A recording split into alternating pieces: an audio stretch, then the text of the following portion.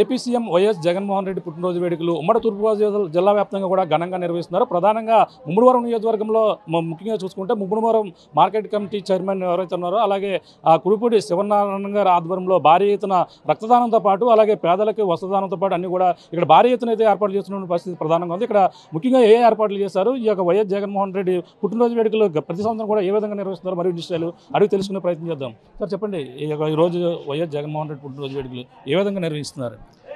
ఈరోజు ఈ రాష్ట్ర ముఖ్యమంత్రి జగన్మోహన్ రెడ్డి గారు 2019లో సీఎం అయిన తర్వాత ఈ రాష్ట్రంలో పేదవాడు అనేది లేకుండా అనేక సంక్షేమ కార్యక్రమాలు, అభివృద్ధి కార్యక్రమాలతో పాటు ఎస్సీ, ఎస్టీ, బీసీ, మైనార్టీ వర్గాల వారికి కూడా రాజకీయంగా ఉన్నతమైనటువంటి పదవులు కల్పించి అందరికీ రాజ్యాధికారంలో భాగస్వాములు చేసి ఈ రోజున ప్రజల గుండెలు స్థిరస్థాయిగా నిలిచిపోయిన వ్యక్తి.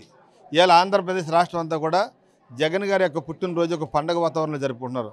ఆ సందర్భంగా మేము గత 12 సంవత్సరాలుగా జగన్ గారి పుట్టినరోజుని రక్తదాన శిబిరాలు కానివ్వండి, అన్నదానం కానివ్వండి, అలాగే పేదవాళ్ళకి మహిళలకి బట్టలు కానివ్వండి, ఇలాగ అనేక కార్యక్రమాలు చేస్తూ ఉంటాం.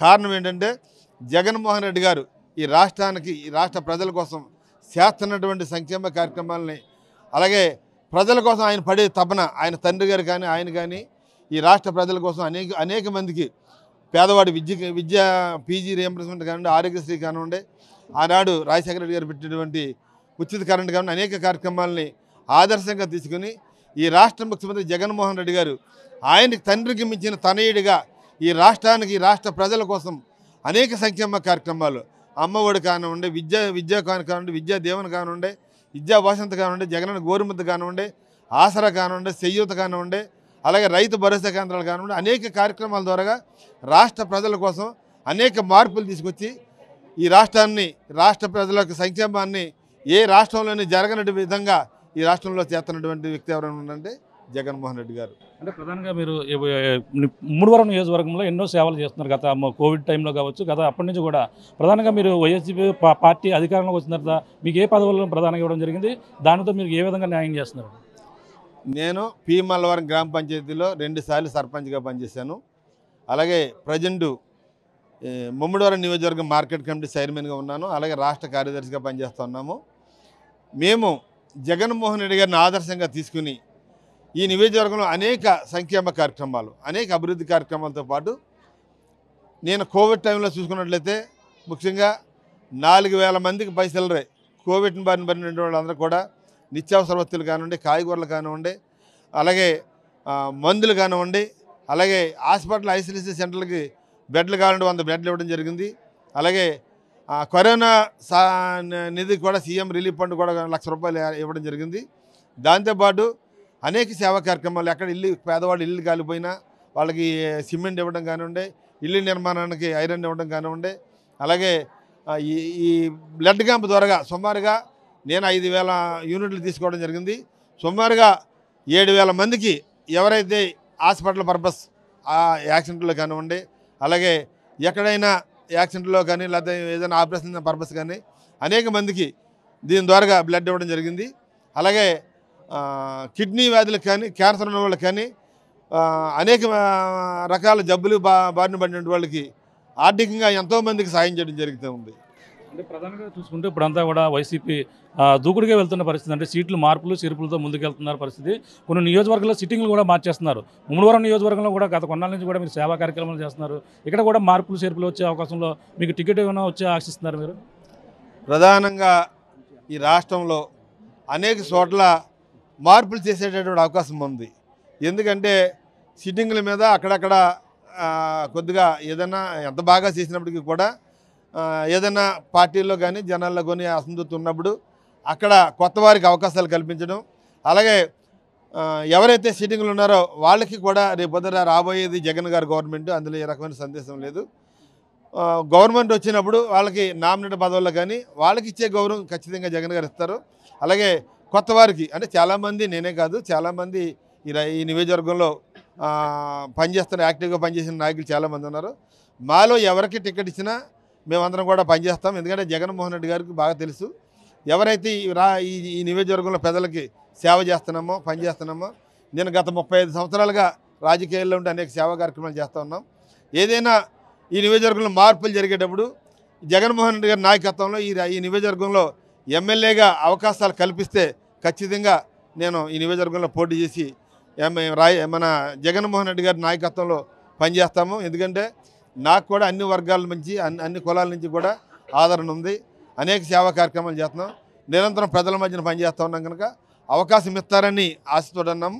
ఒకవేళ లేదు పాత వాళ్ళకి ఇచ్చినా లేకపోతే కొత్తగా ఎవరైనా ఇంకా ఎవరైనా ఏ కమ్యూనిటీ ఈక్వల్లో ఎవరికైనా ఇచ్చినా వారికి పనిచేస్తాం. ఖచ్చితంగా జగన్మోహన్ రెడ్డి గారు చేసిన సంక్షేమ కార్యక్రమాల వల్ల ఈ రాష్ట్ర ప్రజలందరూ కూడా జగన్ గారి ప్రభుత్వానికి ఓటేసేటటువంటి అవకాశం ఉంది కనుక ఖచ్చితంగా నెగ్గుతాం. అంటే ప్రధానంగా ఒకవేళ జనసేన టీడీపీ పొత్తుతో ముందుకెళ్తున్న పరిస్థితి ప్రధానంగా ఉంది. ఈ నేపథ్యంలో మార్పులు చేర్పులనే ప్రభావం కొత్త క్యాండిడేట్ల మీద ఏ విధంగా ఉండబోతుందంటే ఏ విధంగా ఎదుర్కొని ముందుకెళ్తారని అనుకున్నారు? ఇదంతా కూడా ఫెయిల్యూర్ అవుతుందని చెప్పేసి ప్రతిపక్షాలు చెప్తున్న పరిస్థితి ఎలా చూడాలి? ఏముండదండి, జనసేన కానీ టీడీపీ కానీ ప్రజల్లో వాళ్ళకి ఆధారం లేదు. ఎందుకంటే వాళ్ళ జనసేన పార్టీ పెట్టారు తప్ప వాళ్ళకి ఎజెండా లేని మనుషులు. వాళ్ళు ఏం చెప్పి టీడీపీ జెండా బొద్దన వేసుకుంటూ చేసే పార్టీ జనసేన. అలాగే టీడీపీ వాళ్ళు కూడా ఒక నిర్దిష్టమైనటువంటి ఏ కార్యక్రమాలు చేయలేదు. గత 14 సంవత్సరాలుగా చంద్రబాబు నాయుడు గారు సీఎంగా ఉండి ప్రజలకు ఏం చేశాడని చెప్పుకోవడానికి ఇవాళ ఒక కార్యక్రమం లేదు. అంచేత ఆ రెండు ప్రభుత్వ పార్టీలను కూడా ప్రజలు ఎన్నుకునే పరిస్థితి లేదు. ఇకపోతే జగన్మోహన్ రెడ్డి గారి మీద ప్రజలకు విపరీతమైన నమ్మకం ఉంది. ఆయన మీద ప్రేమ ఉంది. పేదవాడి గుండెల్లో జగన్మోహన్ రెడ్డి గారు స్థిరస్థాయిగా నిలిచిపోయేటటువంటి అవకాశం ఉంది కనుక ఖచ్చితంగా అసమ్మతులు ఏమీ ఈ పార్టీలో ఉండరు. ఎందుకంటే ఆ అవకాశమే లేదు. వీళ్ళందరూ కూడా జగన్మోహన్ రెడ్డి గారిని చూసి ఓట్లు వేస్తున్నారు తప్ప కానీ ఇక్కడ రాష్ట్రంలో ఉన్నటువంటి నాయకత్వం కాదు. రాష్ట్రంలో అనేక మంది పార్టీల్లో నాయకులు పనిచేయచ్చు. పని చేయకుండా ఒకవేళ ఏదైనా ఉన్నా బయటికి వెళ్ళినా ఖచ్చితంగా జనం మాత్రం జగన్ వెనకాల ఉంటారు, జగన్ గారికి ఓటేస్తారని చెప్పేసి తెలియజేస్తారు. అంటే ప్రధానంగా యువగలం పాదయాత్ర చూసుకుంటే దిగ్విజయంగా సక్సెస్ అయ్యింది. ప్రధానంగా యువగలం పాదయాత్ర కావచ్చు, అలాగే పొత్తులతో కావచ్చు, భయపడి మాత్రమే క్యాండిడేట్లు మార్చేస్తున్నారని చెప్పేసి ప్రధానంగా వాళ్ళంతా కూడా చెప్తున్న పరిస్థితి. ఏం లేదండి, అలా వాళ్ళ కోసం ఎందుకు భయపడతాం? మన తెలంగాణలో మన జనసేన పార్టీ పోటీ చేసింది, చూసాం కదా అక్కడ ఎన్ని ఓట్లు వచ్చినాయో. టీడీపీకి లాస్ట్ టైం 23 సీట్లు ఇచ్చారు. అందులో కూడా ఎవరు టీడీపీకి క్యాండిడేట్లు కూడా లేరు. ఈ రోజున క్యాండిడేట్లు కూడా దొరక ఆళ్ళ చుట్టూ తిరుగుతూ ఉన్నారు. మా వైసీపీ పార్టీ కోసం టిక్కెట్ల కోసం పోటీ పడుతున్నారు. ఎందుకని వైసీపీలో ఎవరికి టికెట్ ఇచ్చినా నెగ్గుతారనే ధైర్యం ప్రతి ఒక్క నాయకుల్లోని కార్యకర్తలను ఉంది. ఎందుకంటే యువగలం సక్సెస్ అయిందండి. వాళ్ళు కూడా 1000-2000 మంది లేరు. అదే జగన్మోహన్ రెడ్డి గారు పాదయాత్ర చేసినప్పుడు చూశారు, లక్షలాది మంది ఆయనంట నడిచారు, ప్రేమతో నడిచారు, ఆయనతో అభిమానం మంది నడిచారు. ఇలా ఏదైతే పాదయాత్రలో ఆయన చేసినటువంటి హామీలు ఉన్నాయో ప్రతి ఒక్క హామీని కూడా నెరవేర్చారు. పేదవాడి గుండెల్లో జగన్మోహన్ రెడ్డి గారు పదిలంగా ఉన్నారు. ఎక్కడ ఏ డోకం లేదు. 170 సాధ్యం అంటారా? అంటే మా యొక్క ఎజెండా జగన్మోహన్ రెడ్డి గారి నమ్మకం 175 నియోజకవర్గంలో నెగ్గుదామనే నమ్మకం ఉంది. ఏదో 1-2 సీట్లు అటు ఇటు అవ్వచ్చు కానీ మ్యాక్సిమం ఎక్కడ కూడా లాస్ట్ టైం వచ్చినట్టు 151 సీటు దాటి వస్తాయి తప్ప ఎక్కడ తగ్గవు. ఎందుకంటే మేము చాలా కార్యక్రమాలు చేసాం. అమ్మఒడి ద్వారా సుమారుగా 50 లక్షల మందికి ఇవ్వడం జరిగింది. జగనన్న చేయూత కానివ్వండి, ఆసరా కానివ్వండి, విద్యాదీవెన కానివ్వండి, విద్యాకాను కానివ్వండి, రకరకాల కార్యక్రమాలు. రైతులను ఆదుకోవడంలో కూడా గతంలో రైతులకి దళారీ వ్యవస్థ దగ్గర ధాన్యం కొనేవారు. ఇవాళ ప్రభుత్వమే నేరుగా వాళ్ళ యొక్క ధాన్యాలు కొనుగోలు చేసి ధాన్యం 3 రోజులు వాళ్ళకి డబ్బు ఇచ్చే ఏర్పాట్లు కూడా చేస్తున్నాం. అలాగే ఇంపోర్ట్ సబ్సిడీ కానివ్వండి, అనేక రకాలుగా ఈ పరిపాలనలో కొత్త మార్పులు తీసుకొచ్చినటువంటి వ్యక్తి, ప్రజల వద్దకు పరిపాలన తీసుకెళ్ళిన వ్యక్తి, ప్రజలకు నేరుగా సంక్షేమ కార్యక్రమాలు నగదు రూపంలో కానివ్వండి, అలాగే బ్యాంకు ద్వారా కానివ్వండి, ఈ వివిధ రూపాల్లో సుమారుగా 4 లక్షల కోట్ల రూపాయలు పైసలకు ప్రత్యేకంగా కానీ పరిరక్షణగా కానీ ఇవాళ పేద ప్రజలకి సంక్షేమ కార్యక్రమాలు చేసినటువంటి గవర్నమెంట్ జగన్మోహన్ రెడ్డి గారు. చూస్తున్నాం ఇది పరిస్థితి. ప్రధానంగా అందరూ కూడా ఇక్కడ భారీగా పాల్గొనే పరిస్థితి ఉంది. అమ్మ చెప్పండి, ఈ నియోజకవర్గంలో ఏ విధంగా ఇక్కడ కార్యక్రమాలు నిర్వహిస్తున్నారు? ఇక్కడ ముందుగా పేదల పాలిట పెన్నిది, అవ్వాతాతలకు ముద్దు బిడ్డైన మనవడు, అన్నదమ్ములకు అక్క చెల్లెలకు అన్నదమ్ముడైన మన వైఎస్ జగన్మోహన్ రెడ్డి గారికి ముందుగా పుట్టినరోజు శుభాకాంక్షలు తెలియజేస్తున్నాను. బడుగు బలహీన వర్గానికి సంబంధించిన ఒక మంచి నాయకుడు ఎవరైనా ఉన్నారంటే అది వైఎస్ జగన్మోహన్ రెడ్డి గారే. జగన్మోహన్ రెడ్డి గారిని ఆదర్శంగా తీసుకుని marketing committee chairman Kudupudi Sivanarayana గారు ఎన్నో సేవలు, స్వచ్ఛందమైన సేవలు, ఇవాళ రక్తదానం కానివ్వండి, అన్నదానం కానివ్వండి, వస్త్రదానం కానివ్వండి, రకరకాల సేవలు చేసిన నాయకుడు ఎవరైనా ఉంటే అది ఒకే ఒక నాయకుడు కుడిపూడి శివనారాయణ గారు మాత్రమే. కోవిడ్ టైంలో కూడా అందరూ కూడా ఎవరి ప్రాణం కాపాడడానికి వారు ఇళ్లలో ఉన్న స్వచ్ఛందంగా ఆయన బయటపడి ప్రజలందరికీ కూడా కాయగూరలు కానివ్వండి, నిత్యావసర వస్తువు సరుకులన్నీ కూడా ధైర్యంగా చేయగలిగిన నాయకుడు ఎవరైనా అంటే మన కుడిపూడి శివనారాయణ గారు మాత్రమే. అలాంటి నాయకుడు వెనకాల మేము అందరం కూడా ఎప్పటికీ ఉంటాం. వైఎస్ జగన్మోహన్ రెడ్డి గారి ప్రభుత్వంలో మంచి చేయాలని ఉన్న సదుద్వైన మనిషి మన కుడిపూడి శివనారాయణ గారు.